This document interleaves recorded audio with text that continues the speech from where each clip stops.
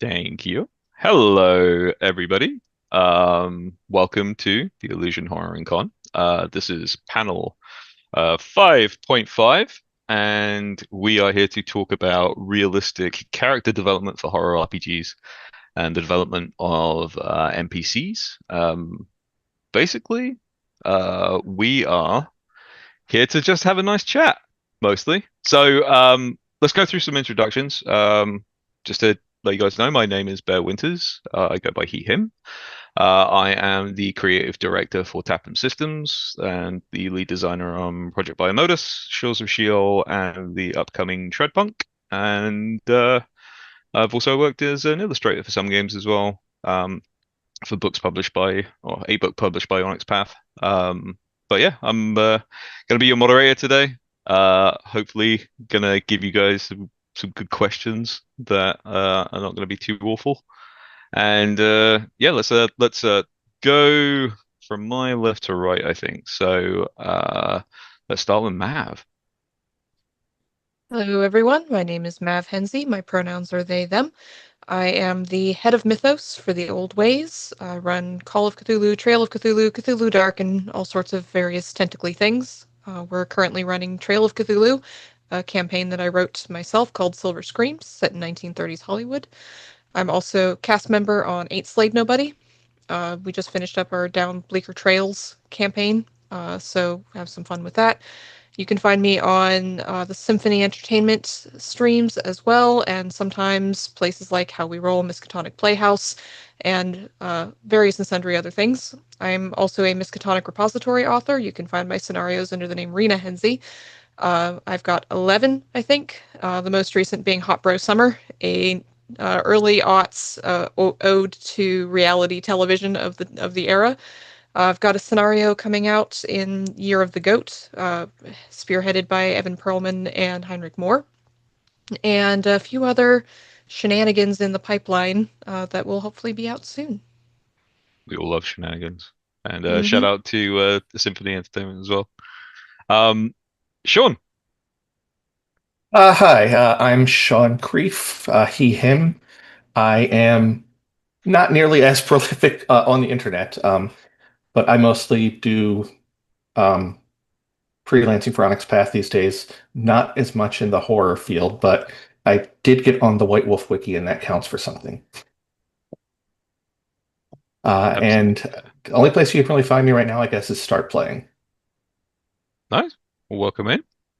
Let's move to Alandra. Hello, my name is Alandra Hileman, aka Lady Bedivere. My pronouns are she, her. You can find me everywhere on the internet at Lady Bedivere. I'm mostly known as Queen of the One Shots over on Quests and Chaos. You can sometimes also find me on Vanna Loswin or Miskatonic Playhouse. And while my game publishing is nowhere near everybody else's resume, I am a playwright and have wrote many a comedy horror play that you can find through the New Play Network.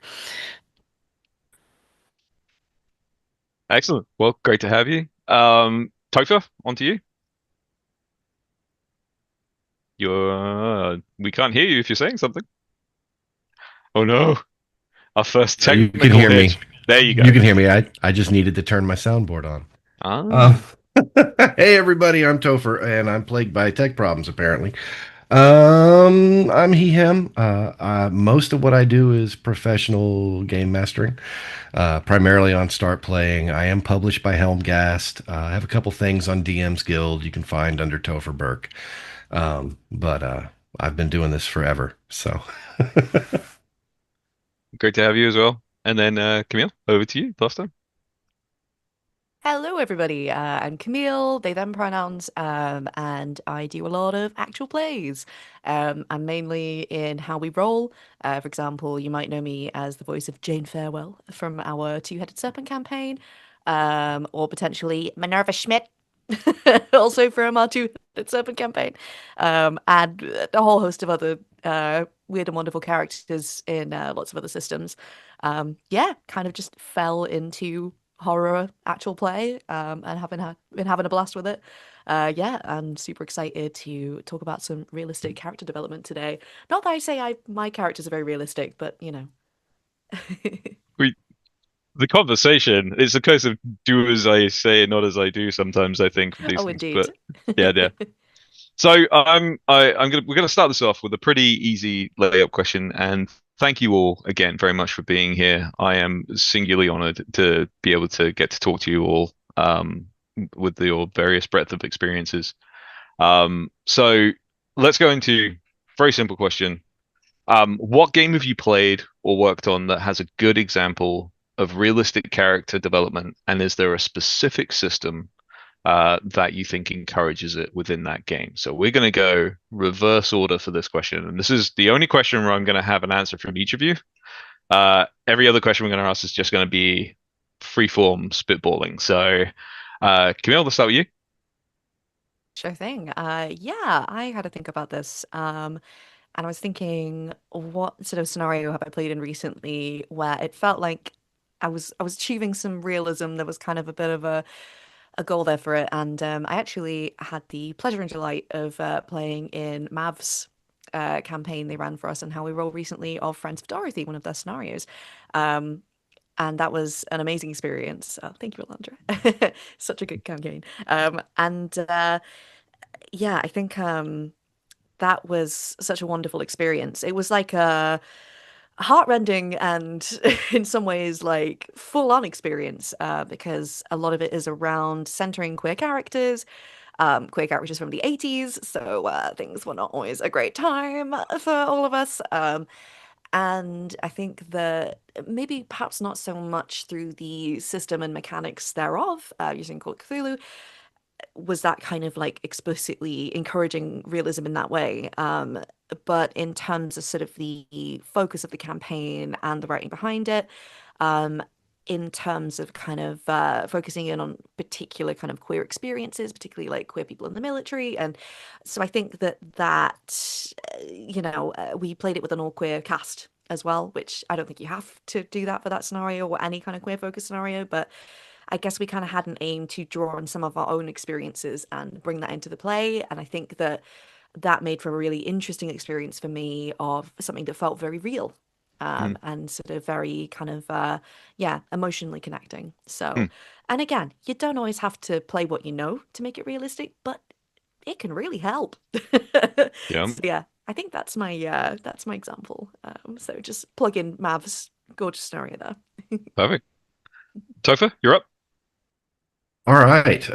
Let's see. A game with realistic character creation. None of the games I play are very realistic in any way. Um, but we all need to have realistic characters. So I am going to take a different track on this. And what game makes a character appropriate for the game setting? Hmm. Because if you have an appropriate character for the setting, then you can fill in all the details. And I've got two games in mind, and the first one is if you haven't played it, you should. It's Cult Divinity Lost. And if you experience it from the position of a sleeper, you start off with a character with no advantages, only disadvantages, and your character is broken in some horrible way, and you can't put your finger on what it is. It's very much real. And yeah, so there's that one. That if you start off with a sleeper in Cult, you get to experience a game that is full of wonders and horrors in equal measure. Hmm. And by the time you get your first advantage, man, you feel like a god. And that's literally, if you know anything about the game, Hmm. how it should go. The other game that I just appreciate for the sheer thoroughness of it is Fading Suns, the old life path system that they used to use. I don't know if anybody has any experience with Fading Suns. It's science fantasy, but you start off with your childhood, your early career, your mid career, and then you can continue to choose life path options. It's very much like Traveler in that you can go on and on and on until you die in character creation. Um, but those are my two. Very nice. Alandra, what have you got for us? Um, Possibly an odd answer. I was thinking about this because the obvious one that I've played a lot of that is incredibly grounded in your characters being realistic, if you will, is Delta Green. But I'm actually going to say I recently had the pleasure of running a short shot of Vaesen. And one thing that all of my players discovered is that even though we were playing within a world where the other exists, the other world with these kind of powers beyond what we would consider human realism are very real, the mechanics of having to keep these secrets, always having to assume people are lying to you, having to parse out what is really happening, is there a monster or are people just exploiting fear? And even the mechanic of having this the Codex Obscurum, that is what the characters know about the monsters, lent this really wonderful sense of like realism and gravity to these characters who are trying to pursue a world where the monster might be real, but also people are the monsters and people are real. And it led to some really interesting conversations about how we pursue character development and how we evolve as characters in a horror game. So, Oh, that's really awesome. All right, Sean, up to you. Okay, so I don't know of a lot of games where the mechanics enforce a realistic character creation, but like Topher said, I do love life paths. I'm not familiar with either ones he mentioned, but any game that uses them is always fun, where you can end up. Um, but on a realistic character bent, in uh, Curseborn, your character has two torments, and one is all about being a monster and what type of creature you are, but the other is just a flaw that, from your human life, something as simple as, you push people away, or you always try and bring up the same conspiracy theory in a conversation, like it's the pup named Scooby-Doo. Mm. But that's all I have there. I'm very much looking forward to Curseborn, getting my hands on it. I'm waiting for my backup copy still, but It just got mine. I know. I'm stoked and waiting. Mav, last but not least, let's go. So one of my favorites for how it does character creation is Cosmic Dark by Graham Walmsley, which is sci-fi horror, and it was just kickstarted recently. But I had the pleasure of playtesting a lot of it, and it starts off with your group creating the planet you came from. You come up with the name, you come up with what it's like. Is it, the game master doesn't do any of that. You do. Is it a jungle planet, an ice planet, water, like all these different things? And then you create your characters who've all known each other since you were children. And the GM asks questions and sets a scene. So you and this character start a scene this way. When you were children, like when you were 13, you had this scene with this other character. Let's play through it. And so you play through that scene and develop your relationship with that character. Maybe it's antagonistic. I remember one where the starting line was, Mav, can you say, you know what I can do better than you, to the other character? And it set up this kind of little rivalry between us, and we decided whether it was friendly or antagonistic and so on. And then when you get to the game itself, often you're waking up in cryo, and this AI is asking you questions while you're still dreaming. So what do you fear the most? Or how are you afraid of dying? In what way? Things like that. Just a couple of questions that you're answering in your subconscious state before you wake up. And it really grounds the character in place, like where you came from, also your relationship to the other PCs, and gives you that really deep kind of feeling about your character. Like, in what way are you afraid of dying? Well, I'm afraid of dying alone, for example. And it gives you something that you can act on in the scenario itself. Also gives the GM ways to mess with you, but it particularly gives you something to think about and include it in how it motivates your actions.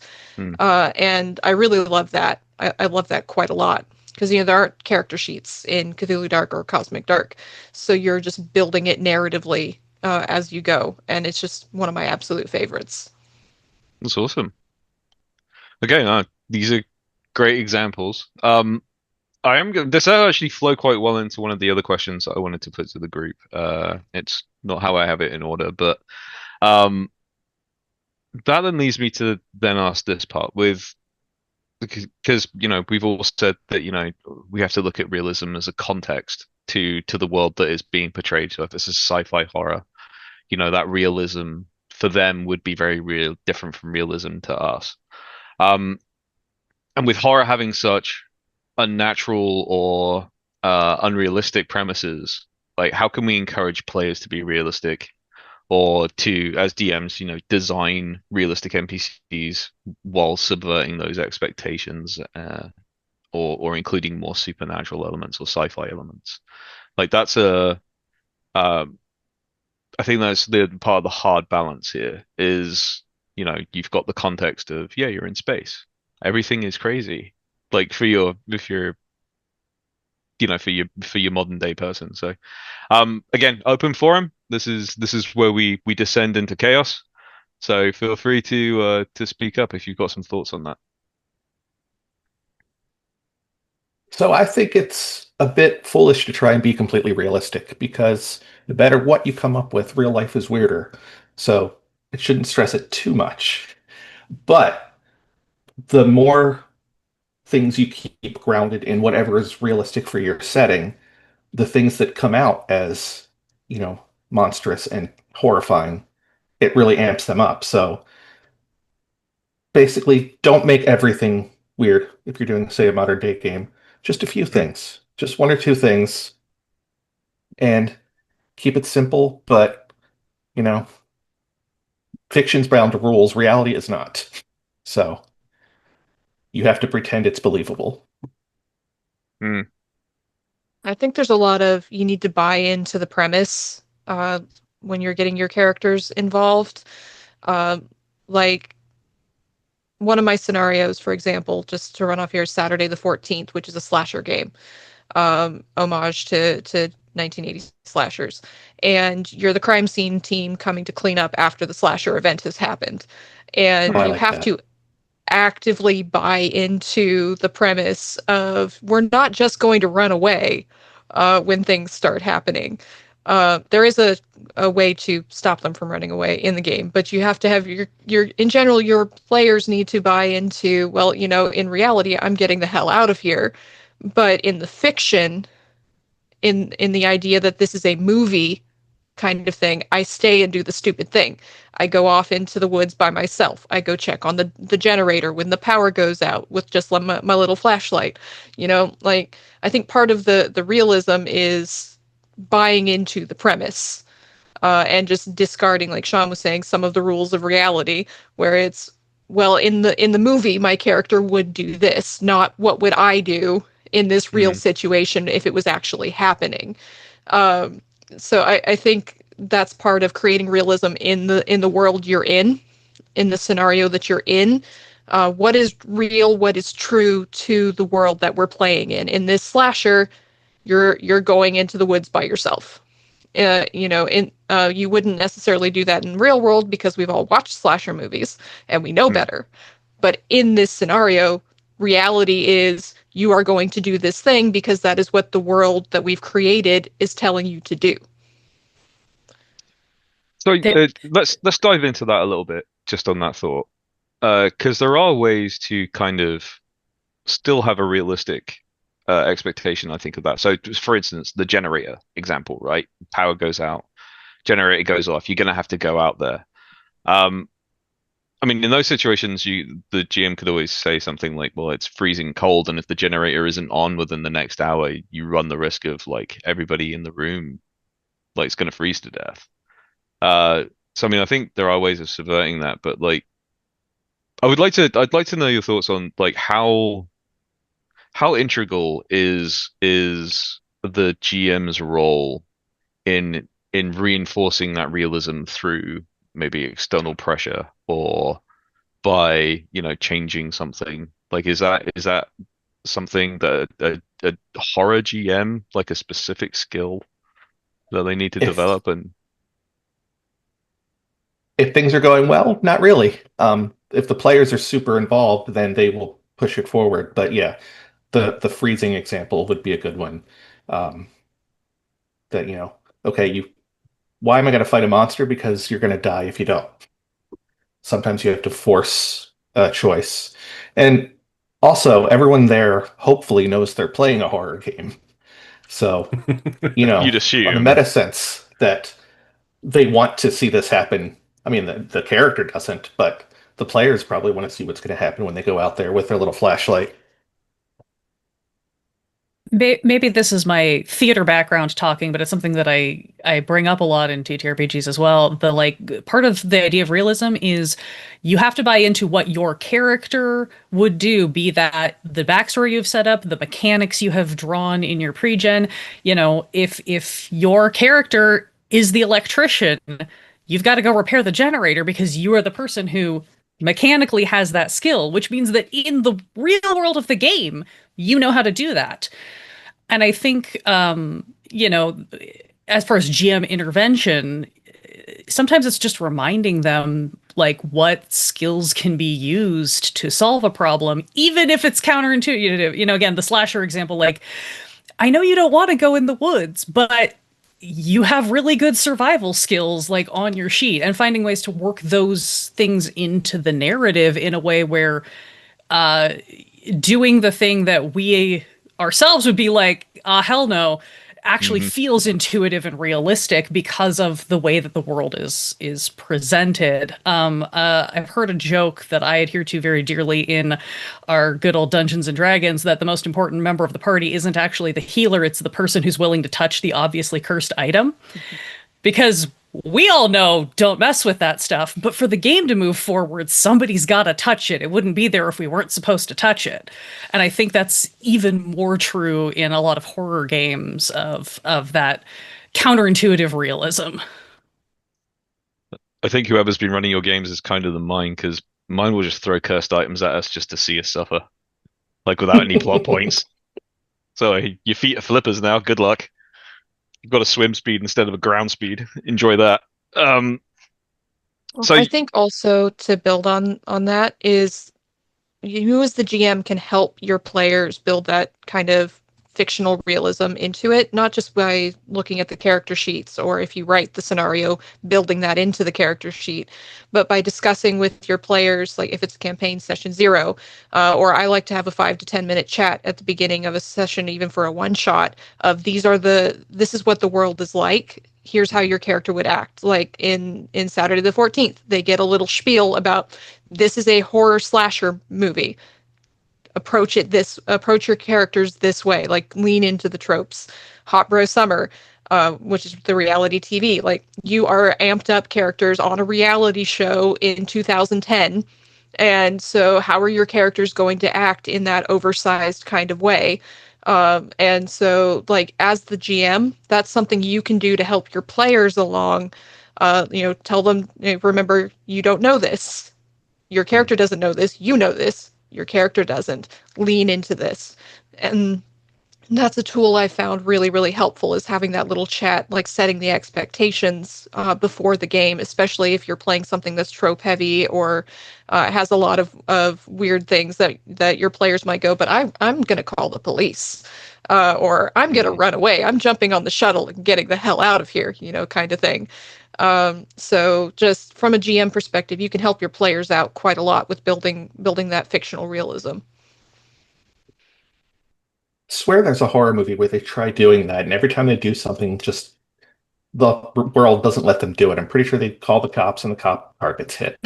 So Tucker and Dale versus Evil, I think, subverts a lot of those tropes. Yeah, it does. I'm thinking of I don't know what I'm thinking of, but that's it depending on your world, especially if it's a movie-based world, that could be a way to sort of steer things back that will hopefully not annoy the players. You can also throw the realism back at them in game. We call the cops, okay? The cops think you're crazy. Like the cops aren't going to listen to you. All right, you call the cops. What are you going to tell them about the big tentacly thing that you think is in the basement? Are you going to get more people in here and get killed? Things like that you can also do. Like, you can add to the realism by throwing it back at them when they do things like that. Well, my character would call the cops. Okay, so here's what happens. So I think that's another tool in the toolbox. Hmm. So Cryptic Fish and Link in chat had just had a nice discussion about using XP and momentum for doing the dumb but good story thing. Uh, so let's talk about that a little bit. So how would you, as either a designer, because I mean, there's two aspects to this. Obviously, you've got the design aspect where you kind of build into the game a description of how the game world is going to be. Like if you're going to make a slasher based game, then the expectation is there is uh, some description within the game. But as a games master, or a a storyteller, narrator, however you want to put it, there's obviously some onus to keep people on track with that. Um, so how would you, as designers, not necessarily as game runners, or writers, or enjoyers of game, what would you do as a mechanic to help encourage that behavior, if at all? It's interesting because I was thinking about this in terms of sort of using the dramatic irony as we were talking about earlier, in terms of like what you know that your character doesn't know. And I know we might kind of talk about how we kind of separate information of what we know and what our characters know. I think like not so much from a mechanical perspective, but particularly from a sort of how I approach playing horror games, my kind of ethos is just to lean into failing and not knowing things. Hmm. So even without kind of like not so much for a mechanical reward, but for like a narrative reward, I Mm. guess, in terms of the story that we're wanting to tell together and collaborate on. It's like, yeah, I think particularly in starting to play horror games, you think you just want to switch off that part of you that's like, I need to win this. I need to like, so in a way, I'm like, I don't even want stuff for it. Like, I'm not here to get boons for whatever. I'm like, nah, I want to know what happens when it all goes really fucking wrong. It's Um, always fun to have tell those players. yeah, it's to tell an interesting story, and I don't know if this is partly because I've just been doing actual plays and podcasting for quite a long time, so I'm always thinking about that audience as well, of like what would people find interesting or entertaining, or and I think that yeah, knowing that everything's probably going to go really badly, and that's okay, and let's just see what happens. And that's why I love games like 10 Candles, for example, where it's like Mm. you're all going to pretty much be dead at the end of the game. Like you're screwed. See how that happens, right? There's no reward. I'm a masochistic player. I want to have a bad time. Tragedy goblin your way through the entire thing. I like Indeed. that.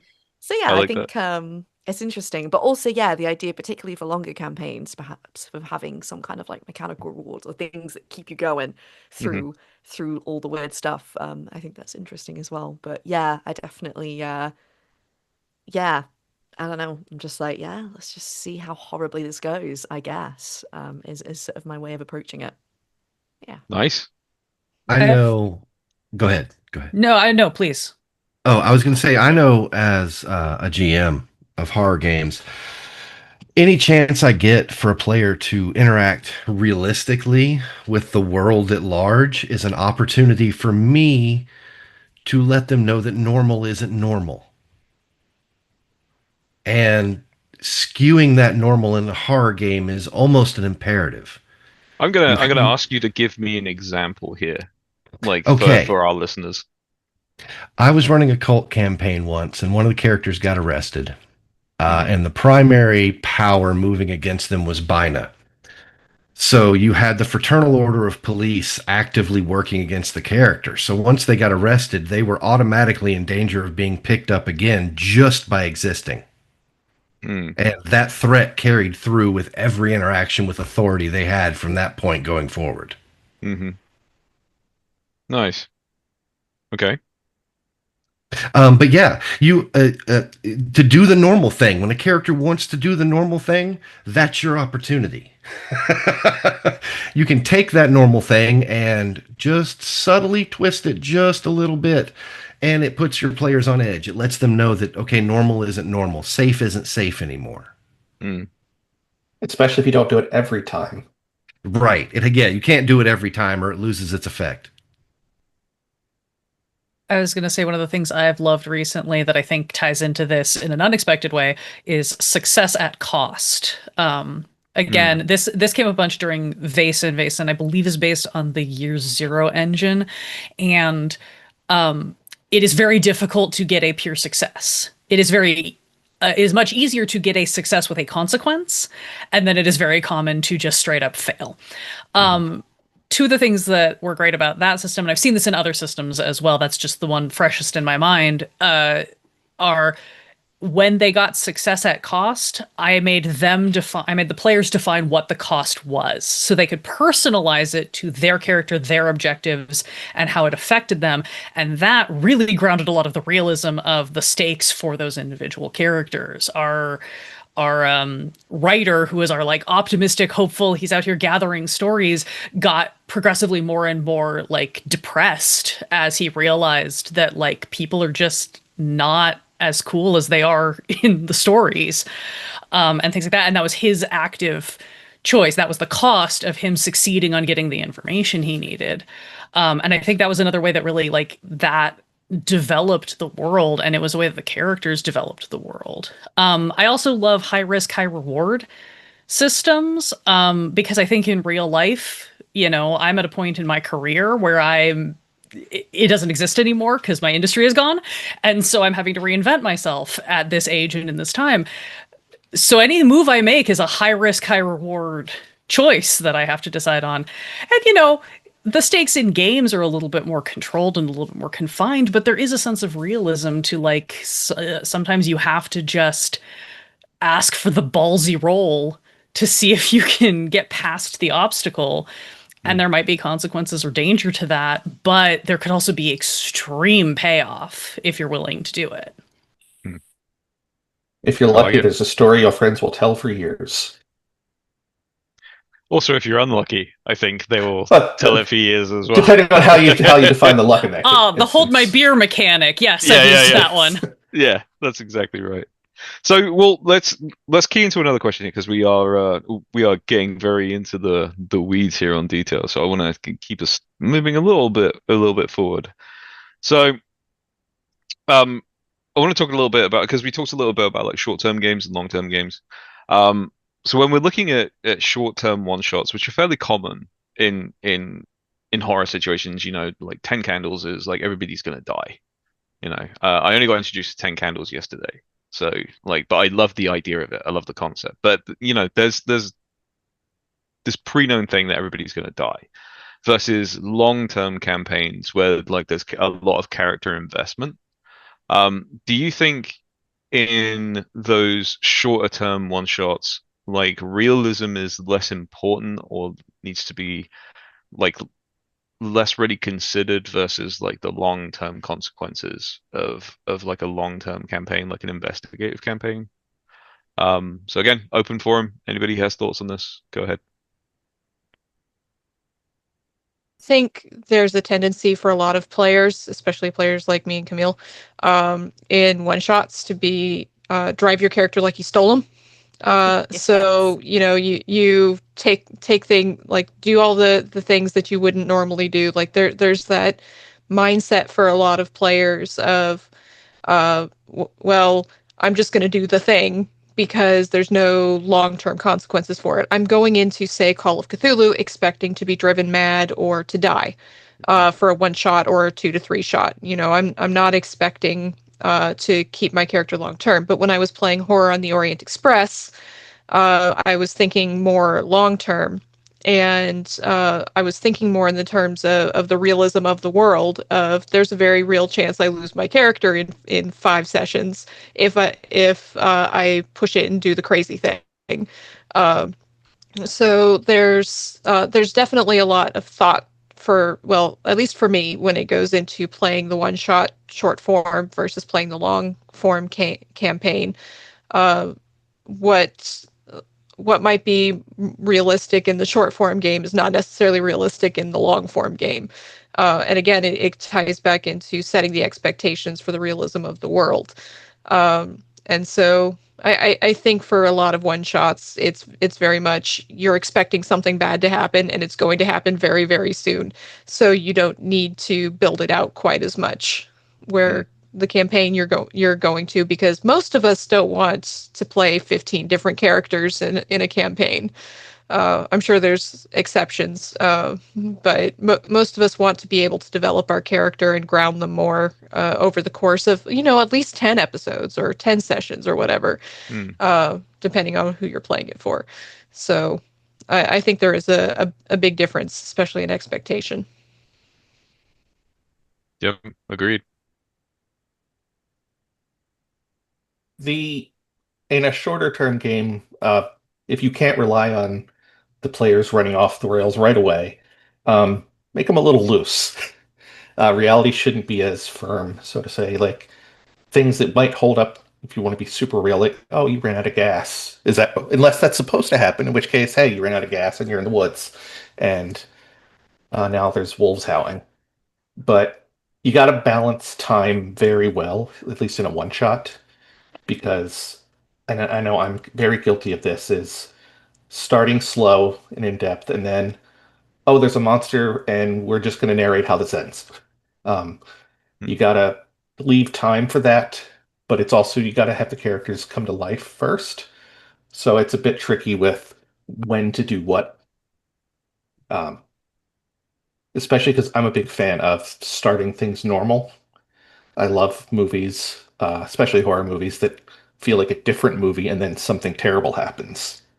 Um, Sinners is a big recent example. So you gotta get to know the characters, and you only have 3 hours to do that or so. You can't spend as much time as you may like. And especially if they're players that don't know each other, then they're going to be slow to necessarily get into character. So don't throw in narrative obstacles to what you want to do. Hmm. So, so to dive into that a little bit though, how would you, for longer campaigns, how would you deal with the escalation? Because like obviously if things are starting normal, to use Sinners as an example here, right? They're all normal, they're all having like a party in a barn. Spoilers for the people that haven't seen the movie yet. I highly suggest you go see it.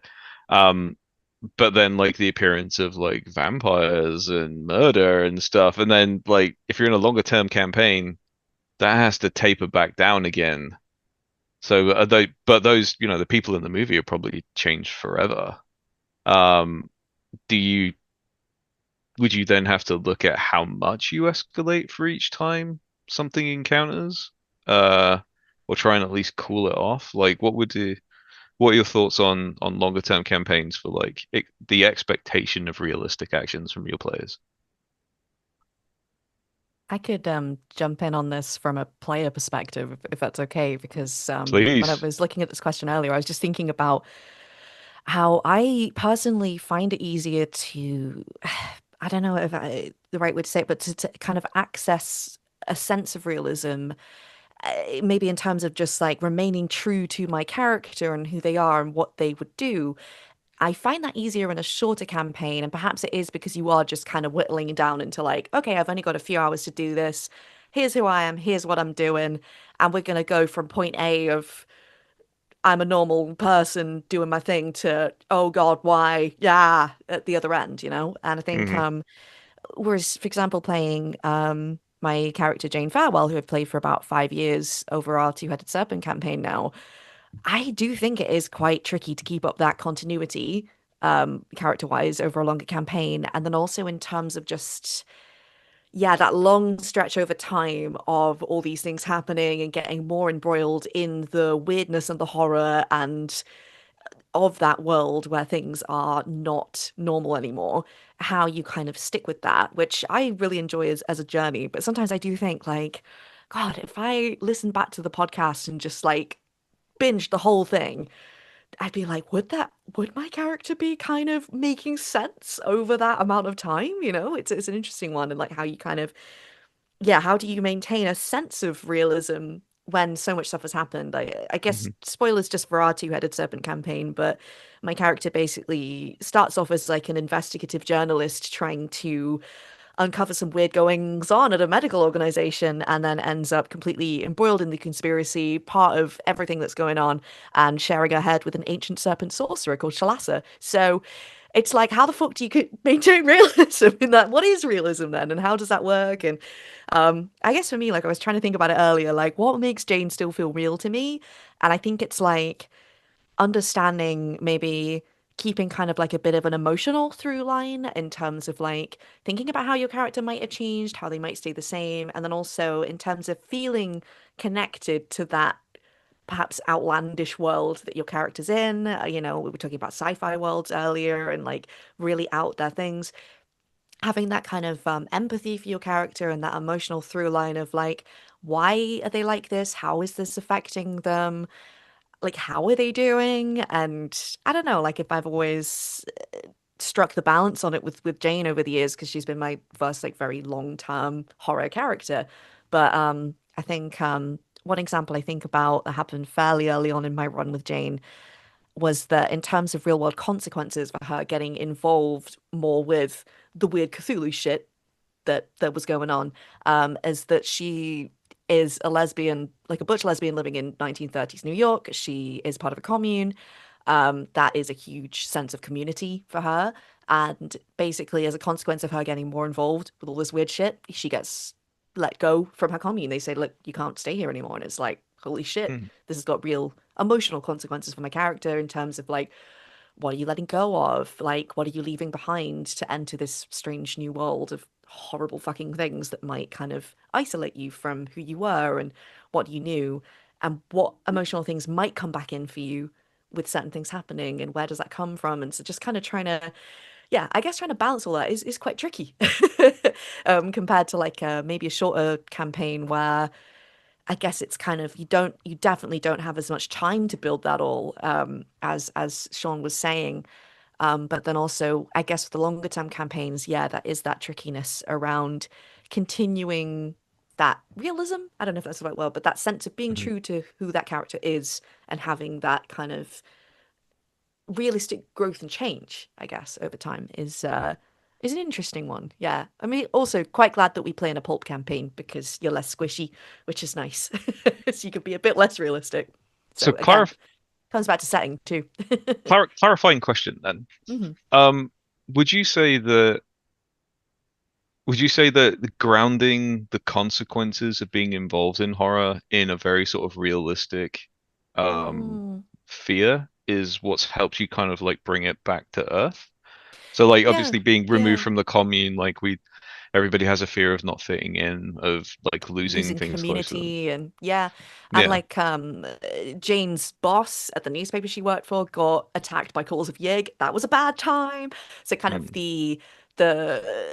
the uncomfortable smashing together of the weird, horrific, and also your normal life. I think that can be a great depth to plumb for again that sort of emotional response to like, oh God, this is like really, really fucking with that character's life. And, you know, I think that that can help.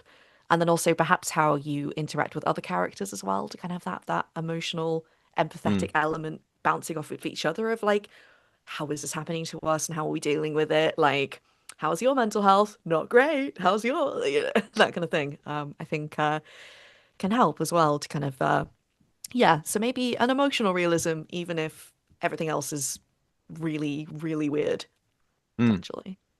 Love it. I love that perspective. Like to get that from a player perspective is I think very rewarding for me as like a writer, and I'm sure for everybody else here as well. So it's nice. It's something to think about. Anybody else want to comment on long term versus short term before we move on to something else? Yeah. Yeah, I have kind of a sideways view on it, I guess, in that I have no breaks when I'm writing or running or designing. I treat reality like a nesting doll. And when you Mm. get your first glimpse, and I open the nesting doll, and there's your reality now. And then a session later, I open it again, and there's your reality now.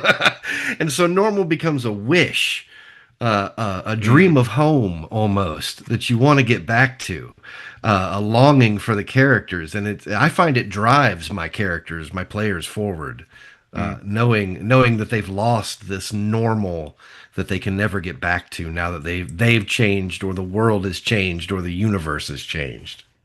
Then get out to get out, you have to go forward, kind of thing. Exactly. Nice. I think that sort of goes with what Camille. Oh, I'm sorry. Go ahead, Ellen. I'm just going to jump really quick that I think that's so interesting because I find that I've been doing a lot of the reverse, which is hanging everyone on the de-escalation. I was going to point to minor spoiler if you've never seen or played it. Horror on the Orient Express is a great example. There's a timed component to that whole campaign where certain things cannot happen until another thing has happened.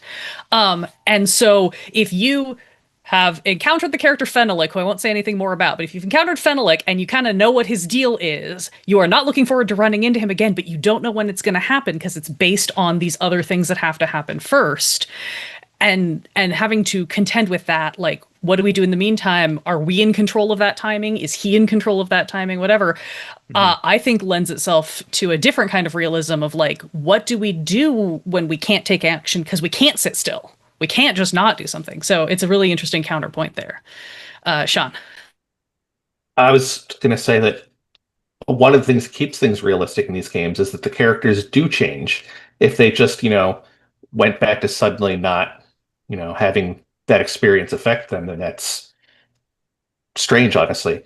Things are going to change for their real lives, no matter what. They're going to collect, at the very least, a nice set of mental traumas. So it's fine that things get weird for them, as long as it stays grounded in what is the reality of the game and everyone's having a good time. That's really good. Yeah, awesome. All right, so unless we've got anything else to that subject, let's move on a little bit to something else. I did have a question about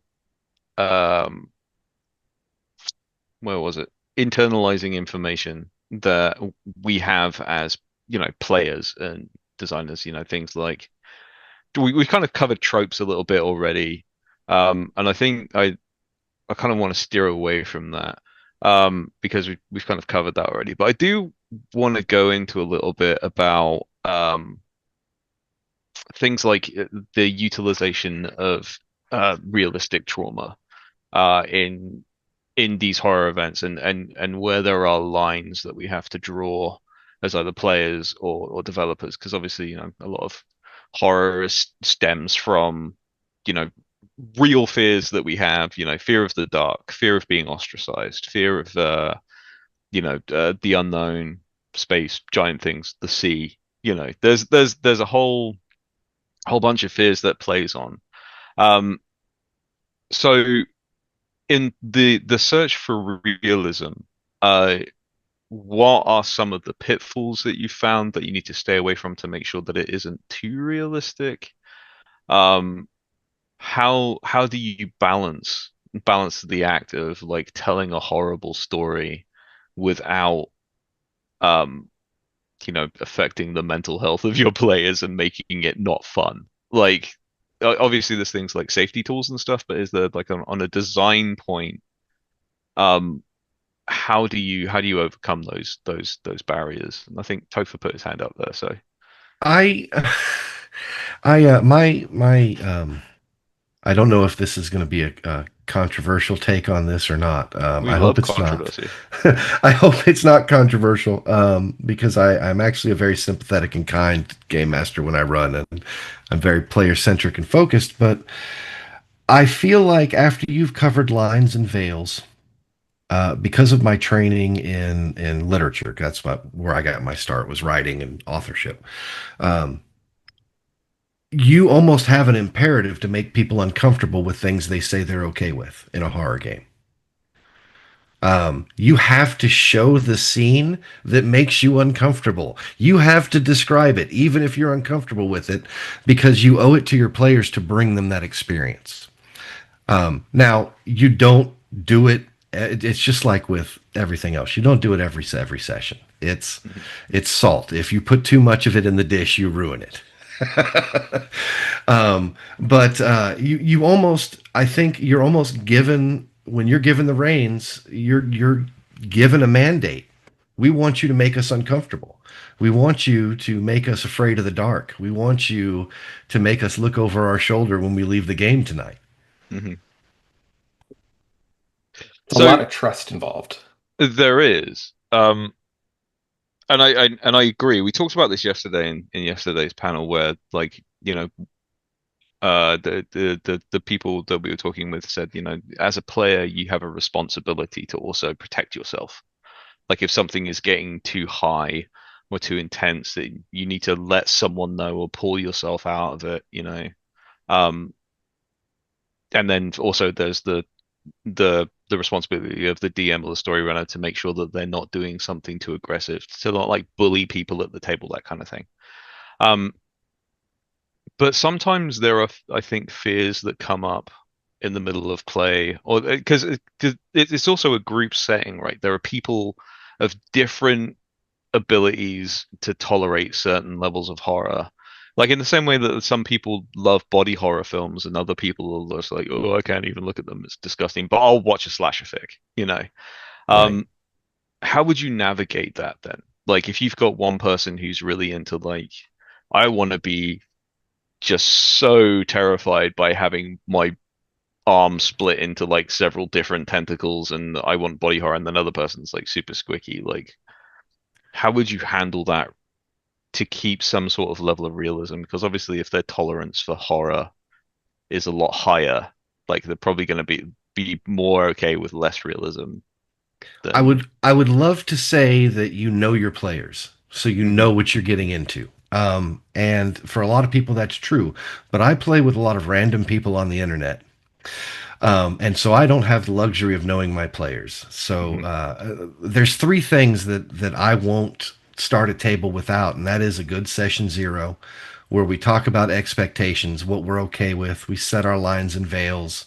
mhm, We have the conversation as adults. We're using that moment to suss each other out. Do I trust you to handle this? Yes. Do I trust you to treat this maturely? Yes. The other thing is absolutely an X card available at all times. mhm, And then I always incorporate some element of aftercare into a horror game in the event there's any bleed or somebody comes up with a trigger they didn't know they had, and it took them 30 minutes to figure out that they're now a little bit distressed. mhm. I'm not a professional, but that is my fault that they got there, so I will at least try to talk them down a little bit. See, that's um, that's something I've not heard mentioned a lot of, actually, is aftercare in the TTRPG space, which is that whole concept is fantastic to me. Like, and again, it's just something I haven't heard of until you just kind of mentioned it. Like Emotions run high. yeah, that's a And carry on, Sean. I was gonna say, unfortunately, a lot of the time people are busy and don't seem to have time for that. I play with a lot of Yeah. people that as soon as we're done, we got to go to bed. We're old and we have kids, but it is an important thing when you can do it and maybe make time for it instead of just running for as long as people can stay awake. Mm. With Always try sorry, Mav. to go in. I always try to go in for something like that if I can, especially like with Friends of Dorothy, which Camille answered earlier. It's very to tie into the topic of realism here. It's a very realistic setting. The characters are playing very real queer characters of the time period and so on. And it can be we're playing through queer themes and dealing with issues that people might find difficult. So at the end of the session, like we do check-ins in between scenes as well, but at the end it's like, okay, so let's have a 5-minute chat about how people are feeling, how you're doing. You got so into the realism of the character, and I can tell how real you felt everything happening to you was. Do you want to talk about it? Like what are the things that you need to let out? Mm. Um, and that's something I try to do. with every game, if people really need to leave, and I've noticed that someone was struggling a little bit, or they got really into it. I've had players actually crying at my table before, and I couldn't tell if it was the in character crying or the we're upset about this. So I message my players after a game if we're playing online. How are you feeling? I noticed this affected you. Like, do you need to talk about it? Like things like that. So I try to do even virtual aftercare. If I can't do it after the session itself live, then I'll check in with people individually. Hmm. That's awesome. Like Yeah. and I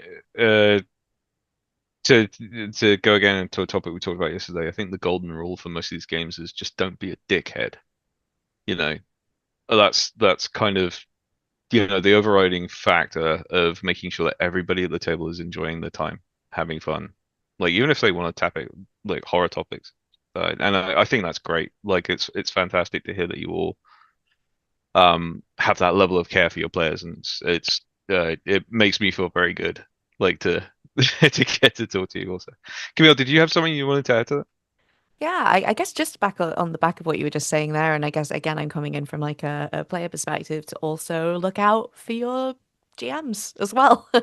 Yeah. I think that I guess sometimes as players we're not pre-planning things as much. I certainly will kind of turn up and be improving and talking shit like when I Hmm. come play games, and I think that yeah, it's also looking out for each other as well, as fellow players, and then also, because players could, I guess, bring in something that you weren't quite expecting, and you go, "Oh, okay." So there's that aspect as well, and yeah, just that things can change dynamically throughout a game. There could be something that you put on your consent checklist that you're fine with, that actually on the day you're like, I'm really actually not feeling this, or you're Hmm. feeling a bit more fragile, or you've just got other stuff going on. You've not had any sleep, and things can kind of get to you more than they could at other times. And so just yeah, like how Topher was mentioning about always having the X cards and having those kind of like as Mav was saying, kind of meanwhile in-game checks and things as well, and just viewing it as kind of an evolving aspect of games, particularly games that are covering sensitive topics, is important. I guess yeah, the other thing I just wanted to say was that I think well, I at least get drawn to horror because it can be quite explorative and cathartic in some ways, but then also balancing that with not actually being distressed. Like, I Mm. think we all kind of said after our Friends of Dorothy recording that all of us kind of cried at times, but I personally, because I was playing with people that I knew that I played with before, and because Mav had set things up so wonderfully in terms of like looking after ourselves and pacing ourselves, that it was a very cathartic experience. And that like it brought me a lot emotionally. I mean, Mm. it's not therapy. Let's be real here. It's not quite the same. I am a therapist now, so I can say that. Hey.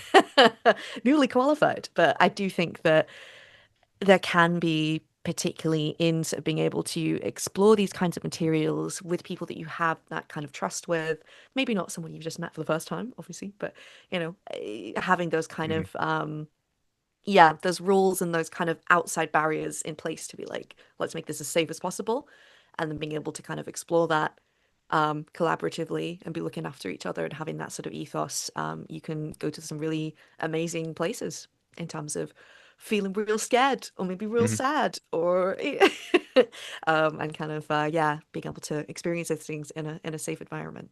Yeah. So just to dovetail off that a little bit, I do have very close connections with a charity called the Badana Group that use role-playing games to provide, therapy and social skills to kids and teens.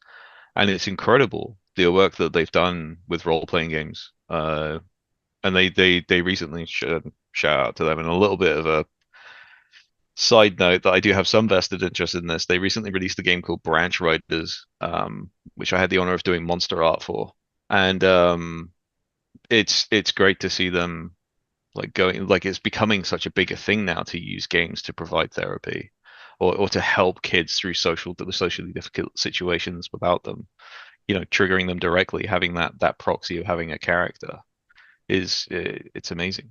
How do But you I think spell that? I want to look them up. Badana Group, it's a Bodhana.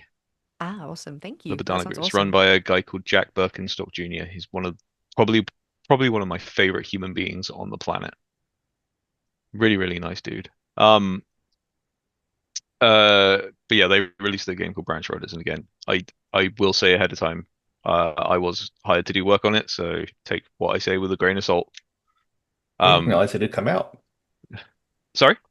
I didn't realize it had come out already. Yeah, yeah, no, it's done. Well, I think they just got the first prints, um, so I think that's on its way. I'm not sure if it's available yet, so don't quote me on that. But um, so let's talk a little bit about catharsis, I think, because I think horror games, and this is just anecdotal opinion to me.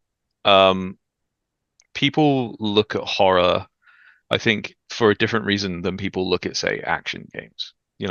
Action games is they're kind of more power fantasy. I think horror is a different form of catharsis, certainly anecdotally to me.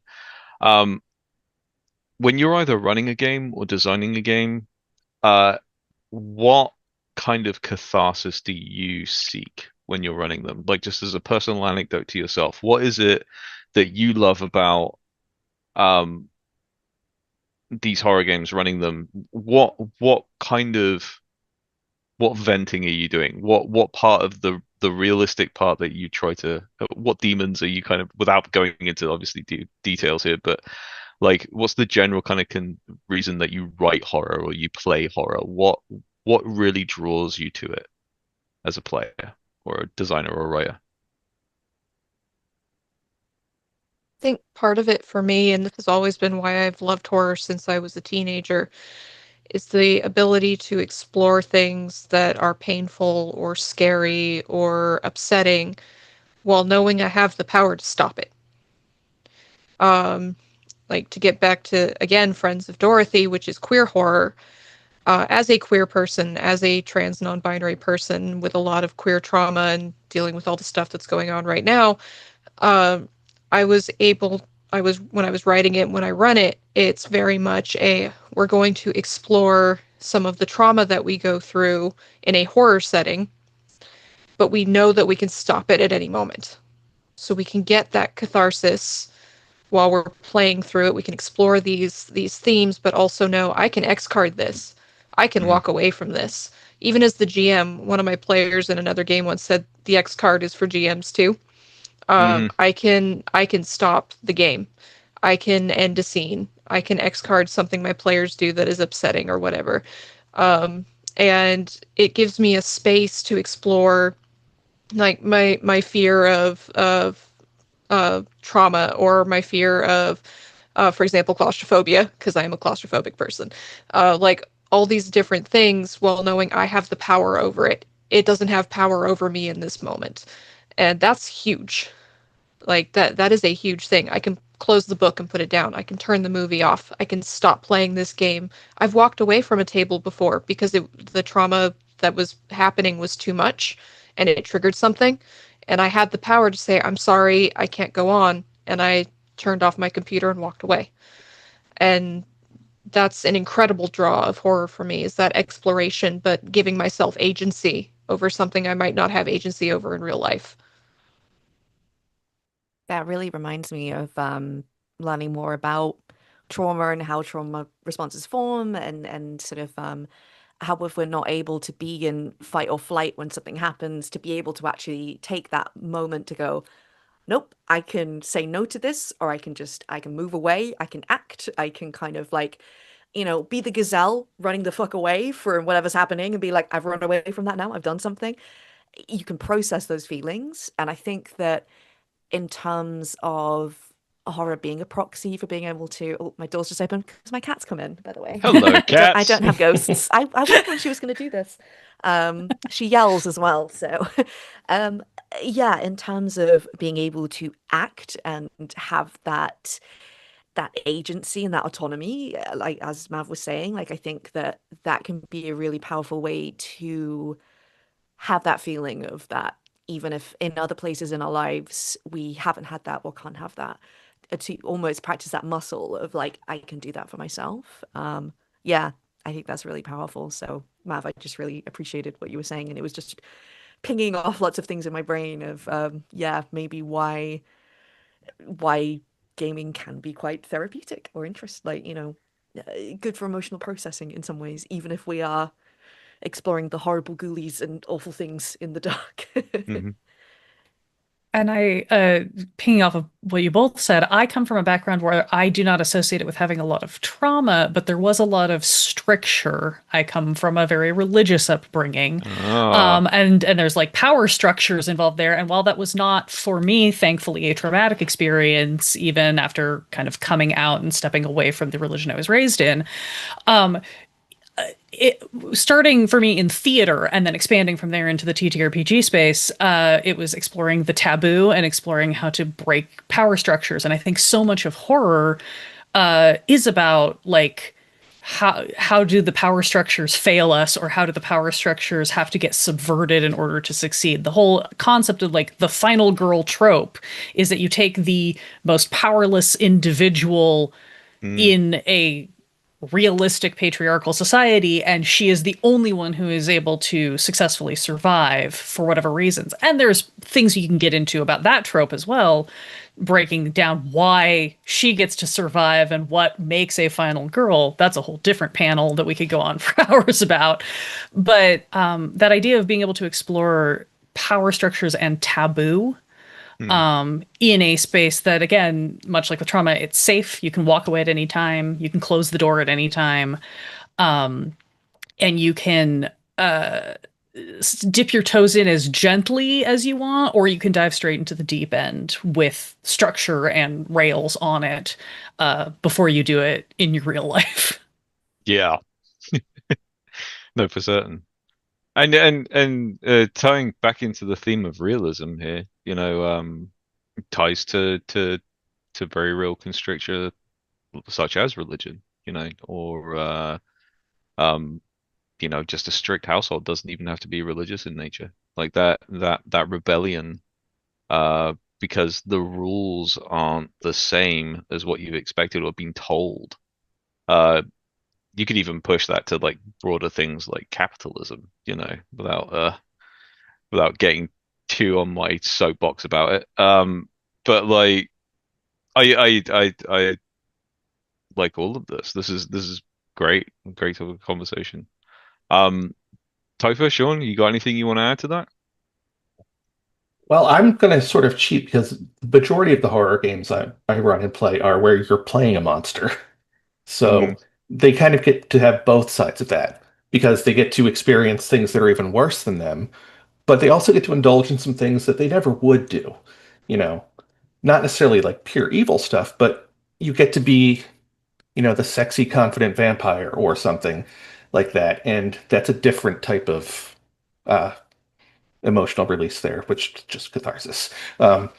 So they can do that, but they can also deal with, ancient, uh, monopolistic cults and horrors from beyond.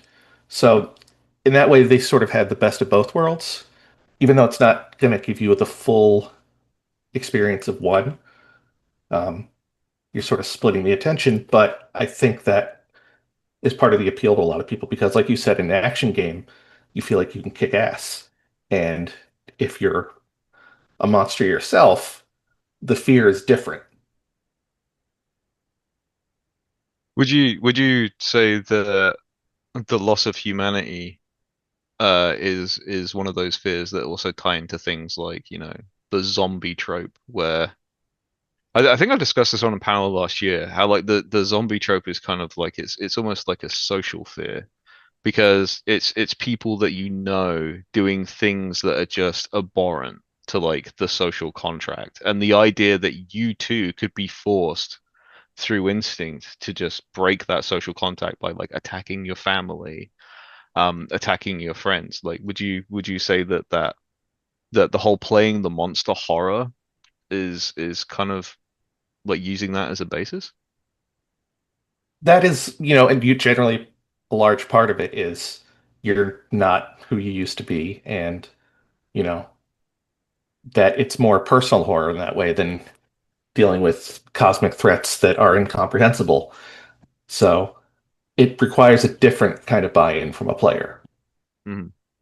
You're not trying to scare them, you're trying to make sure they scare themselves. That's very good. I like that as a soundbite. You're not trying to scare them, you're trying to make them scare themselves. I like that. Topher, you got anything? Yeah, I was just gonna say everybody has such well-reasoned and psychologically grounded responses to this, and I just like spooky shit and scaring my friends. Um, Absolutely valid. That's absolutely valid. all my horror writing and horror stories, I predominantly run Cult Divinity Lost, and I have since 1993. I got the copy of it, read it in '93, the first U.S. edition, and looked at Call of Cthulhu and Chill and Nightlife, and I was like, okay, y'all are cool, but you're not this.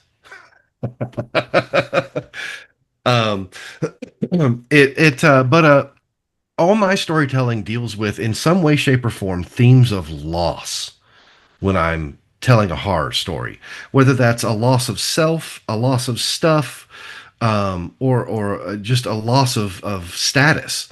In some way, the characters begin from a position of loss and have to start making it up from the very beginning. Does blood loss count? It Well, can. for vampire, it would. Uh, I don't want to fully derail this train, but I am reminded so strongly of a panel that I attended several years ago at a gaming convention, and they were talking about creating TTRPGs for kids. And the quote that has stuck in my head forever has been, children love murder and crime, and you have to keep that in mind. And I feel that so strongly because I feel in some ways like when I get to play horror games, I am the child, where it's like I want to explore, trauma, I want to explore taboo, I want to explore, and sometimes I just want to do spooky things. Sometimes I just want to go hit people with a baseball bat because I can't do that in real life, but I can in a zombie apocalypse. well, so let's dovetail this conversation off a little bit into that kind of realm because like we've kind of gone off track from the planned questions that I had. I think we've covered a lot of what I wanted to cover. But let's look at that because there's obviously some freedom in, like you say, the catharsis of like I can pick up a baseball bat and start swinging. Um, would you say then that the realism then for playing a character in these horrible situations is to be able to look at these things that are abnormal and then be able to have abnormal reactions to them. So like if for example, Alien, right? You're on a spaceship. You probably don't want a firearm anywhere in a normal like situation, right? But like this thing starts crawling out the vents and starts eating all your friends. Yeah, you're gonna pick up a gun and yeah, you're gonna go try and hunt it down or like kill box it. Like I do you think that abnormality of the situation does in fact play into the realism of like keeping the realism of the characters' reactions purely because of that abnormality? Like how much should we lean into that? Like, do you know of any systems that kind of utilize that premise? Like what are your thoughts?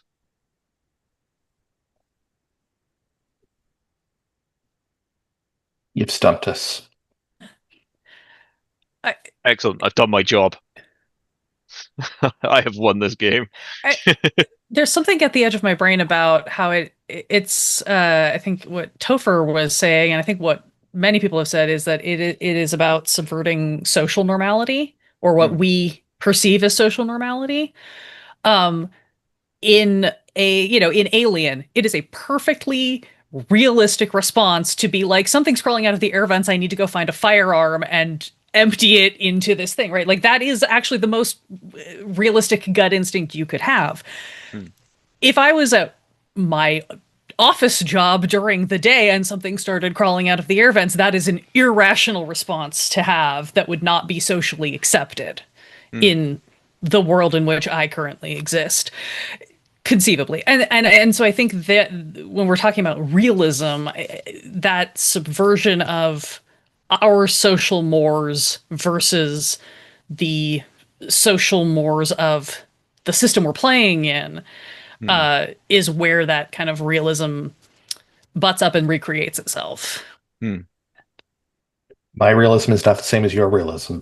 Not to get all mage about it, but it greatly does depend on the game. Oh, for sure. So let's go into things like game mechanics then, because like in Alien you have stress. Um, in Curseborn, I believe you have like curse dice that you lose, and that kind of like brings you closer to this kind of like monstrous self. Mhm. That uh, so so like for like a shifter, for instance, like they cannot like resist shifting into their war form and going in like eight or something like that, as an example. Um, Yes. do you think that uh that kind of mechanic is almost permission to act unrealistically as a player? Is that mechanic giving the player the permission to act unrealistically, and should that be used as a tool to kind of let them take the reins off a little bit? I I think have in a question. Curseborn it's explicitly that. Yeah, Yeah, Because you I won't, have you a don't. question about that. sure. Um, is it acting unrealistically if it's supporting the fiction of the game, or is it realistic to the fiction? A character Okay. who inadvertently shifts, if that's a game mechanic, Hmm. that would be them realistically portraying that character, I would feel. No, and I agree with you. My question, I suppose it's more of a kind of like a meta psychological question in regards to the player itself, because again we've already discussed about like context is important for the game depending on what you're playing in. If everybody's playing something that's fundamentally cursed, then yeah, shifting is probably not going to be that much. But like for the players themselves who might not be used to, say, it's someone who's first time playing Curseborn or Vampire the Masquerade or Werewolf the Apocalypse. They're not used to playing monsters. They're used to playing like D&D or Pathfinder or something where they're the heroes and they're fighting monsters. Do you think those mechanics are kind of like a way of basically giving them permission to like let the reins off, and can that be used in that sense down the road, like for other story mechanics?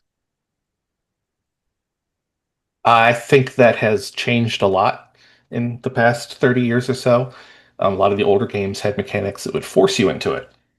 Mm, Um, Particularly Vampire and Werewolf would have frenzy mechanics, hmm. where that does give you an excuse, but it also means that you can't necessarily avoid it. Even as in Vampire the Masquerade 5th edition, every time you do something, there's a chance you're going to be a little monster. But um, for the shift example in Curseborn, you can do it whenever you want, but your character doesn't fall into their damnation state unless the player wants to, which they're encouraged to do so because it's more fun and you get curse dice back, but you don't have to suffer just because some bad dice rolls. Mm. You get to suffer because it's fun. Is that leaning in and that intentional failing? I guess maybe I mean I've been sort of playing TTRPGs for the last decade or so, so I've not really had like as much of a background in that, but I guess yeah, maybe it sounds like there has been more of a cultural shift towards people going, yeah, I can go with this and do this kind of play and look into this kind of character more so than kind of your sort of I don't know, like advanced D&D sort of stuff Mm. back in the day kind of thing. Like it sounds like there's been more of a shift towards the but narratively this could be juicy, like even if you're not Hmm. winning kind of thing. Yeah, that sounds really interesting. I And think there's I think agency. Oh, sorry, agency. Mav, carry on. Yeah. I was gonna say, I think giving your players things like cursed objects or spells or whatever um, doesn't mean that it's going to be a narrative, here, go and fuck everything up, or act unrealistically. It gives them tools to build more realism into their character, just advancing the horror along. Like Mm. when I was playing Horror on the Orient Express, um, I developed the ability to set things on fire, essentially, by thinking about it. And there came a point about halfway through the campaign where, losing a lot of sanity and being exposed to a lot of horrible things. There was this person who was getting in our way, and I was scared. My character was scared. My character was angry and just wanted to get through this fucking thing because we needed to move to the next section. We were in danger. And so she just set this man on fire by thinking about it. Because she was in this emotional state, which was a normal, realistic thing, and her reaction was to use the thing that she'd learned how to do, because this is a solution to the problem, which I think was completely realistic for the character at the time. And I think that's what tends to happen in the games that I've seen played in, the games that I've run.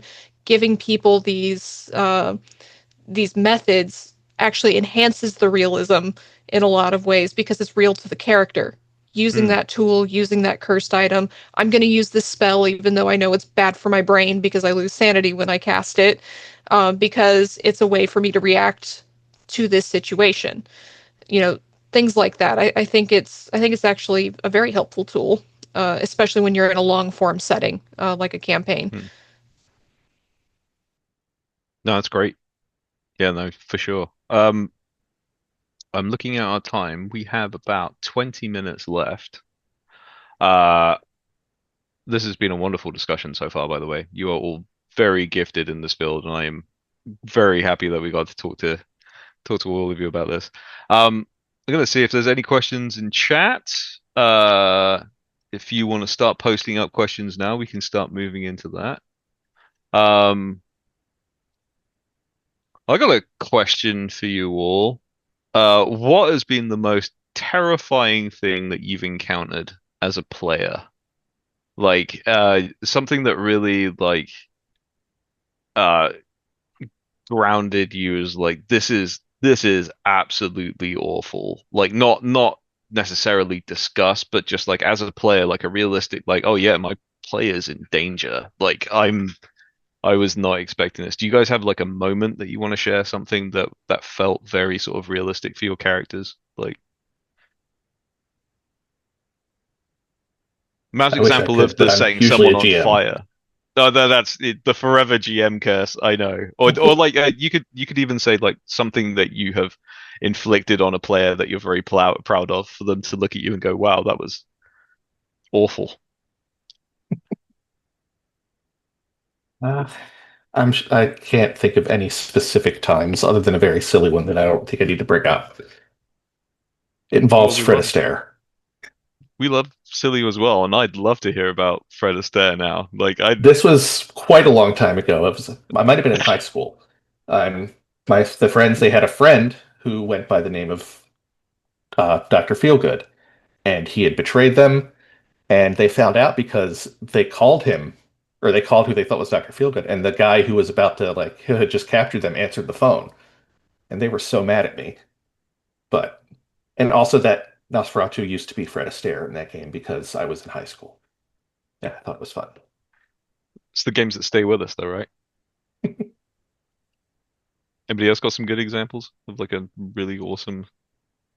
I played in a Delta Green game where uh there were a couple of really great moments in a couple of different games with the same GM, but there was one where we were all playing Cal students in the 70s trying to pull a prank on Stanford. This is a famous rivalry in California, the Cal versus Stanford rivalry. And it reached a point, this was a short shot, and it reached a point, I think, by the end of like our third session, where I was the only character left who believed that the thing that had happened to us had happened to us. So going into the next session, it was going to be either I can convince everyone to come over to my side, or every one of my friends thinks I am crazy. Thinks I am the crazy one. And I ended up being the first one to die. Like halfway through the final session, I died, and got to play as the Delta Green agent who was sent to wrangle us for the rest of the session. Nice. Because I was the only one who believed that this was actually happening, and it took my death to get everybody back on board. So That's that was very pretty cool. intense. That's very cool, though. I've still not played Delta Green. I've got to play Delta Green at some point. Anybody else? Any class examples? One thing that came to my mind, maybe not the most kind of like, I guess, seismic example of a massive thing that happened. But I remember when I not long joined How We Roll, and I was playing from our sort of Oklahoma chapter of Two-Headed Serpent onwards. So like mild spoilers for that chapter here in case anyone hasn't run it or yeah. We're sort of in Oklahoma. We're in this kind of very Dust Bowl small town, and it's kind of setting it up as just like, a normal place full of normal people, kind of. Um, and there's just one bit, and I think it's partly a testament to Scott Dorward's gemming style, because he always just sounds so affable and so agreeable and just like, yes, and you're looking at this, and then this happens, and da da da, and it could just be the describing the most hideous things in such a Mm. just like, lovely kind of way, and you're just like, damn you, Scott. And I think that he does really well with that, and I just remember there's a scene where we see like a woman up on the roof of a house and she's just like really happy-go-lucky and like, oh, so nice to see you, and she's just like peeling her skin off while she's talking to you as if like nothing's happening. It's just the most normal thing in the world, and you're just Mm. like, oh God, oh yeah. It's just that kind of like subtle little bit of body horror there to be like, oh, okay, something's really not right here. And then there's another bit where there's another woman that I'm interviewing in a house who's like, oh, sorry, my baby keeps crying. I'm gonna go upstairs and check on the baby. And I'm like, I want to see this baby. I want to go see the baby. And it's like, again, just such a normal scene. And then the baby's kind of a lizard, and you're like, Oh no. just Just a little horrible. bit. Yeah, Kind yeah. of feeds into that midsummer vibe, Yeah, you yeah, know? very much, very much. Like everything's Summer great here. celebration, that's great. Oh, he just threw himself off a cliff. It's no Yeah, like, biggie. oh boy. Yeah, I actually, yeah, I think my character passed a sanity check on seeing that baby, and then since then I played it. She's got a soft spot for the lizardy and the serpentine. Um, yeah. So just those little things, and especially yeah, the way that Scott delivers the blows. It's Mm. is quite inspiring. So basically, damn you, Scott. I think the most horrible things that tend to happen to my characters is when they think they're doing the right thing and it Mm. turns out to have horrible consequences. Um, Spoilers for the end of Bleaker Trails with Ain't Slade. My character does patients does what they think is the right thing to do. They stop something from happening, but it turns out to be the exact wrong thing to do, and the world ends up changing because of it, and they lose everything, and they become sort of this half mad oracle who's doomed with this realization that they did something wrong, in addition to all the other wrong things they did throughout the campaign. But they thought they did what they thought was right, but there's the horror of understanding they did the wrong thing and having to live with those consequences. That when those things happen to me, that tends to be the most horrible thing. Uh, is the horror of those realizations and having to live with what comes next. Mm. Well, Link in chat has just said that they would adopt the hell out of that lizard baby. So I think you got a Lizard fan baby, there. cute, Lizard baby confirmed. for the win, 2025. So there are a couple of questions in chat. I just want to run by. So we're going to make it real quick, like lightning fast for this because we're running a little low on time. Kay asked earlier about methods to do aftercare if people are short on time. Do you have any quick suggestions of how you can do that? Okay, the open door is always open. Even if you're Mm. short on time, you can always make time to talk to a player after a game. You don't know how long it's going to take them to process what's going on. So that's the real quick way. If you're real quick, if you're real short on time, let's say you wrapped up the game, you're at a con, you got a panel in 10 minutes, everybody's got a game in 10 minutes, whatever. Just throw out a real quick stars and wishes. What did you enjoy? Mhm. What needs work, or what would you like to see improved upon? That gives everybody kind of no fault, I'm here for your feedback. They can give you kind of an earful if they need to then. I don't know. I've never had a confrontation after a game. No. Well, then, I and yeah, like especially if you're like Discord players, Discord is one of those things where you have access to all the time. Like and as a player, you should never feel afraid to talk to your GM. Like if you're fearful of your GM's wrath for saying something, then they're probably not the right GM for you. How do Like I get again, that to happen? again, golden rule, don't be a dickhead. Horror for But yeah, in the game, not out of the game. yeah.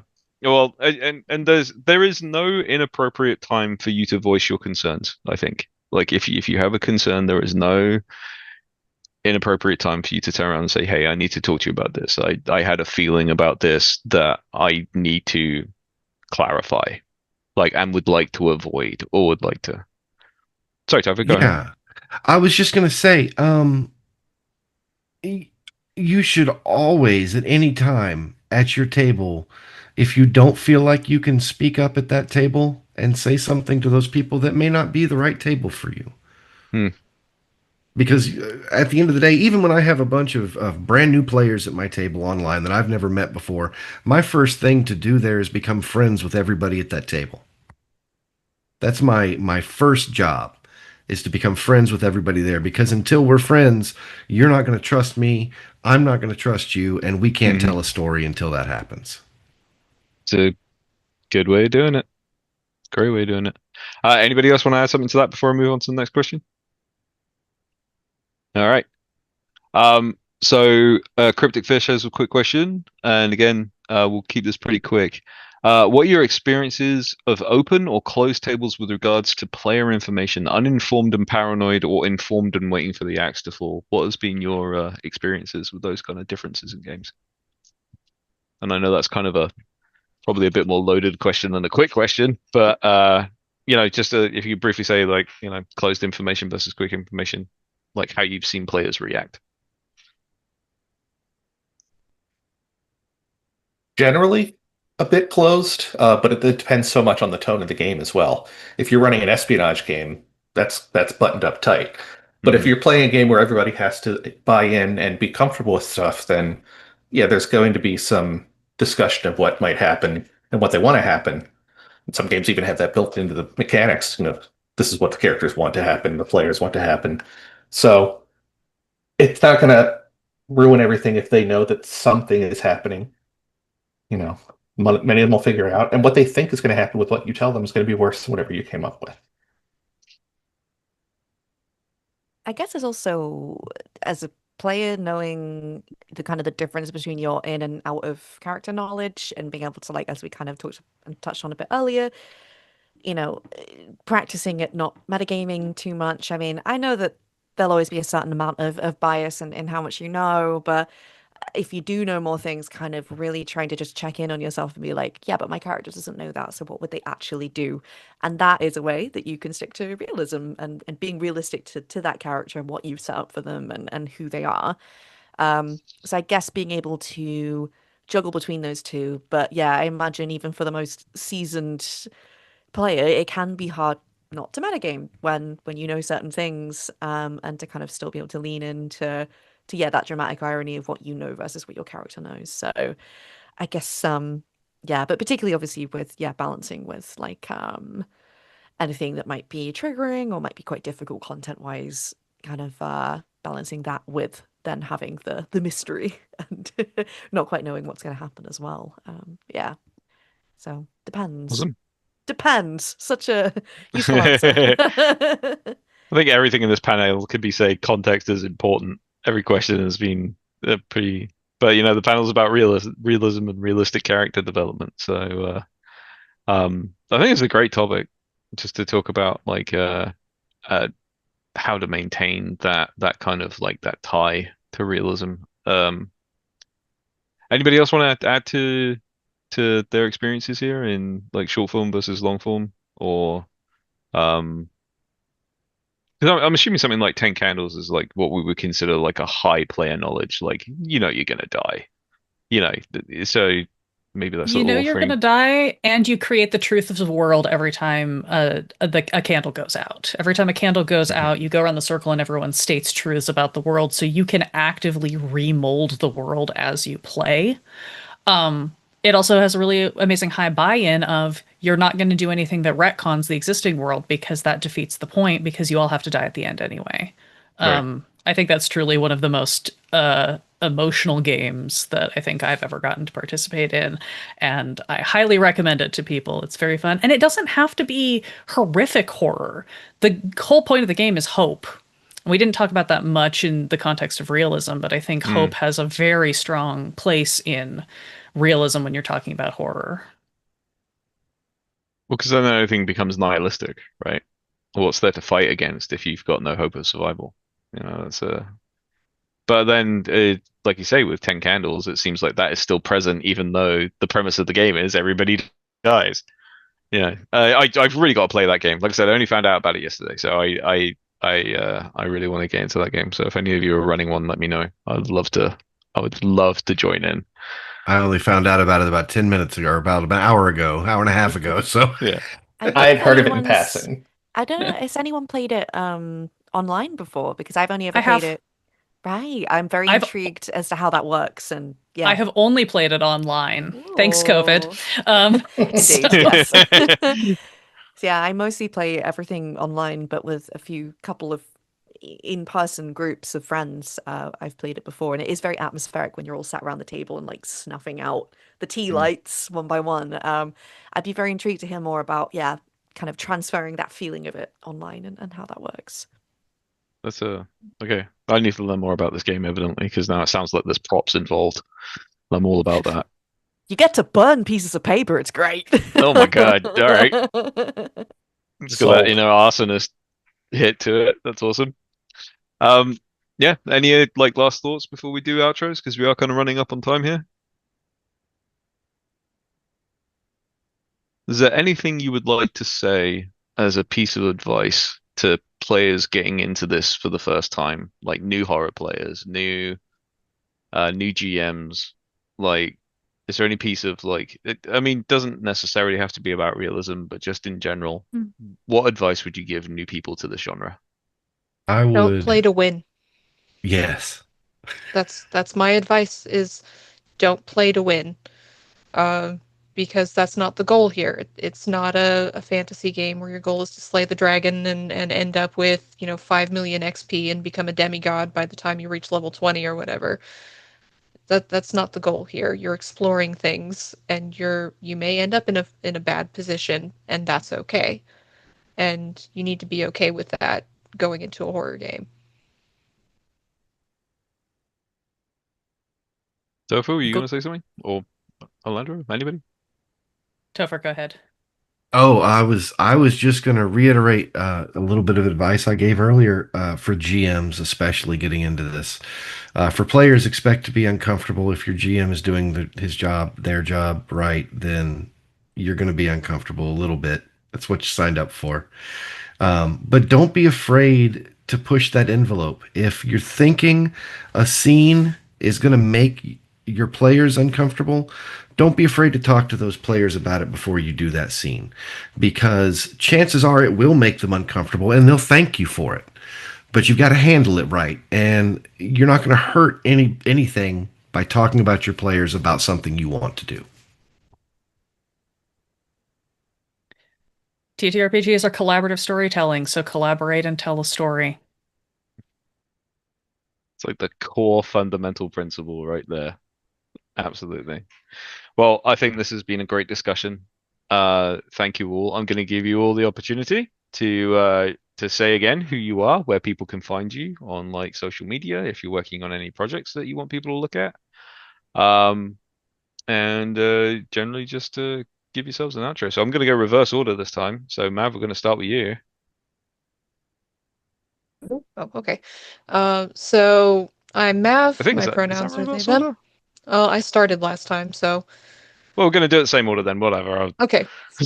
So I'm Mav. My pronouns are they, them. and I am the head of Mythos for the Old Ways podcast, running all sorts of tentacular horror, including Trail of Cthulhu, Silver Screams, our 1930s campaign. You can find me on Ain't Slayed Nobody, How We Roll, Symphony Entertainment, and a bunch of other things at various and sundry times.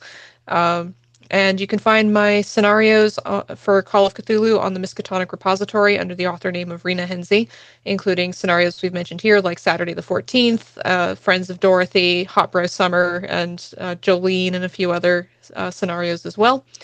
And I've got a couple scenarios upcoming, including The Man Who Sold the World, which is a 1970s scenario, which is David Bowie themed, and a scenario in the upcoming Year of the Goat anthology, collection of scenarios all about Shub.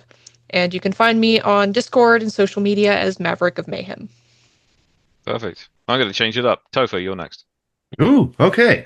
Let's see. I'm Topher Burk. I've got a couple things published on DM's Guild under Topher Burk. You can find those pretty easily. And I run games professionally on Start Playing. You can find me on startplaying.games/GM/UNC. Awesome. Camille, you get the Wheel of Oh. Fortune. Oh, yeah, I'm Camille. I am basically from How We Roll. That is my main home. They keep me fed and watered, which is lovely. So yeah, if you want to check out How We Roll podcast, I'm in quite a variety of stuff there. I've also variously appeared on a few different podcasts here and there as well. So you may be like, it's them again. They're back. And if people want to catch up with what I'm doing, I am on Blue Sky at Camille Brews. That's CAMI and then brew like a cup of tea. So that's kind of where I usually post about things, what I am doing in terms of TTRPGs. And yeah, really cool to hear from everyone. Every time I'm in these panels, I'm like, man, I should start doing some writing and running things. Sounds really fun. Don't start So, it. Don't start. now I want to do it even more. No, my demand avoidance. You've activated it. So yeah, thanks so much, Beth, and No. everyone for a wonderful panel. Awesome. Sean, you're up. Once again, Sean Creef, he, him. You can find me on Start Playing, where I do run games occasionally, and also you can find my community and other content on Drive Through RPG, and hopefully not on any pirate sites anymore. Alandra, last but not least. I am Alandra Hileman, aka Lady Bedivere. You can find me at Lady Bedivere anywhere that your socials mediate. Please follow me. I am Queen of the One Shots over on Quests and Chaos. You can also spot me sometimes on Miskatonic Playhouse and Vanna Loswin, and a variety of other places. And next year, I'm going to have a lot of fun new projects coming up. So please feel free to follow me. I am chronically online. So if you want to talk more about things, also please hit me up on any of those socials, and I am happy to chat with you about writing, DMing, the state of theater in the US, or anything else. You just got to follow from me. So, and I've been your moderator. My name is Bear Winters with Tap'em Systems. You can find me at Bear Winters on Blue Sky and bear.thr on Instagram. You can also check out my game at projectbiomodus.com. That's BIOMODUS. And just as a bit of personal news, I am looking to go to Kickstarter probably in the middle of next year for a new game called Treadpunk, which is an 80s, 90s anti-corporation game where the people play a crew of a tank and you basically go and blow up Spartas on warehouses. So yeah, have fun with that. Thank you, everybody, again, for indulging me in my questions and giving your absolutely fantastic answers. I am singularly honored to be in all of your presences. And thank you again for David for being our support in the background. And have a wonderful night, everybody. Stay tuned to the con. There's plenty more to come. Thanks for having us. The scene closes.